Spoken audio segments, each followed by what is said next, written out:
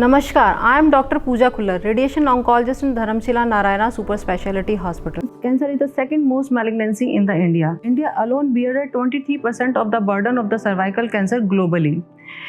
In India, most common gynecological cancer is the cervical cancer. If we talk about the risk factor of the cervical cancer, the most common risk factor is the HPV infection. Early sexual activity, multiple sexual partners, sexually transmitted disease, use of OCPs, smoking is the risk factor for the cervical cancer. The symptoms of the cervical cancer: irregular and heavy vaginal bleeding. Bleeding is in between the menstrual cycle. Patient also complain of the vaginal discharge. If the disease is advanced, the patient complains of the pain in the back and pain in the abdomen. If disease increases with the size, then the patient complains the pain in the back. The diagnosis of the cervical cancer is made by the pelvic examination, biopsy, MRI pelvis or the CT scan.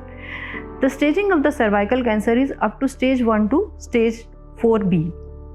The treatment of the cervical cancer depends upon the staging, tumor size, lymph node status. The treatment of the cervical cancer stage 1A and 1B1 is the surgery. But after the stage 1B2, the treatment of the cervical cancer is radiation with concurrent chemotherapy. Initially, we give the external beam radiation with the concurrent chemoradiation. After that, followed by the brachytherapy, that is the internal radiation. We give the internal radiation to the patients. Now, I will talk about the screening of the cervical cancer. The screening of the cervical cancer, mostly the screening of the cervical cancer can be done by the pap smear. The 80% mortality of the cervical cancer we can come down by the pap smear. The screening of the cervical cancer can be done in the females of the 21-year age or whoever early onset of the sexual activities. The screening can be done yearly with this pap smear. After the age of 30, the screening is done by the co-testing like HPV testing and also the pap smear up to the age of the 69 years.